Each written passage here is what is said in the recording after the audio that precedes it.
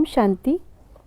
आज 21 अप्रैल 2025 है और आज की बाबा की मुरली में बाबा ने बुद्धि योग के ऊपर जोर दिया है। बाबा ने कहा कि बुद्धि योग बाप से होगा तो करंट मिलेगा, जिसके लिए हमें देही अभिमानी बनकर बैठना है। बाबा के साथ हमारा जो कंबाइंड स्वरूप है उसका आधार एक्चुअली में बुद्धि योग ही है। तो बुद्धि योग से कैसे हम बाबा से जुड़ सकते हैं, क्या उसमें विघ्न आते हैं और कैसे उनका हम समाधान कर सकते हैं, इस बात को आइए समझते हैं आज के बाबा के अव्यक्त इशारों से। जितना जितना याद में रहेंगे उतना अनुभव करेंगे कि मैं अकेला नहीं, लेकिन बाप दादा सदा साथ है। कोई भी समस्या सामने आए तो यही स्मृति में रहे कि मैं कंबाइंड हूँ, तो घबराएंगे नहीं।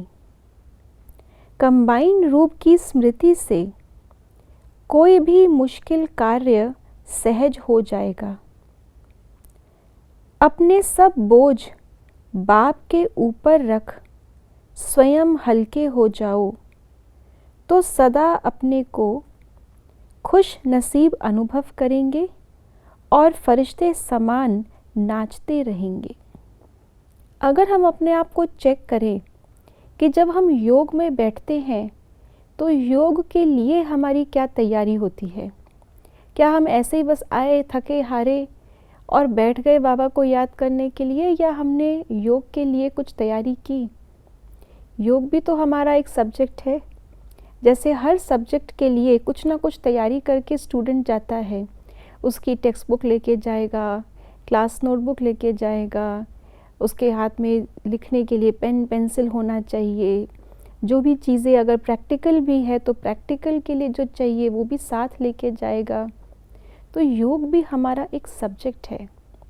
इस योग के लिए सबसे पहली तैयारी जो हमें करनी है, जो बाबा ने हमें अव्यक्त इशारों में भी कहा और मुरली में भी कहा, कि सबसे पहले तो अपने आप को हल्का करके बैठना है।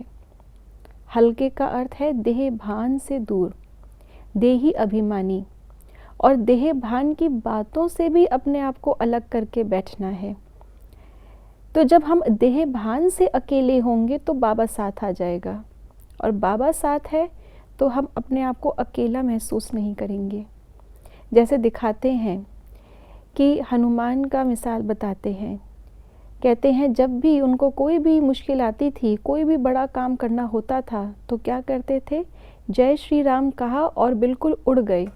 जय श्री राम बोलते ही लिफ्ट मिल गई। तो ये किसका मिसाल है? ये हम बच्चों का मिसाल है।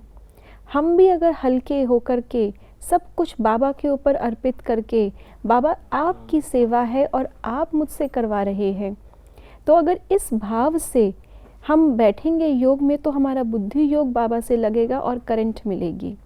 जब हम समस्याओं के चिंतन के साथ योग में बैठ जाते हैं या वो समस्याओं का चिंतन चर्चा बाबा से करनी शुरू कर देते हैं, तो और ही हम देह भान की मिट्टी में धंसते जाते हैं।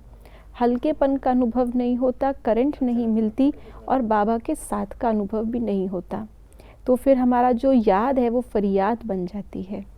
तो इसलिए याद को करंट बनाएं, बुद्धि योग बनाएं और हमेशा हल्के होकर, फरिश्ता होकर, खुश नसीब होकर के हम उड़ते रहें, उड़ाते रहें। ओम शांति।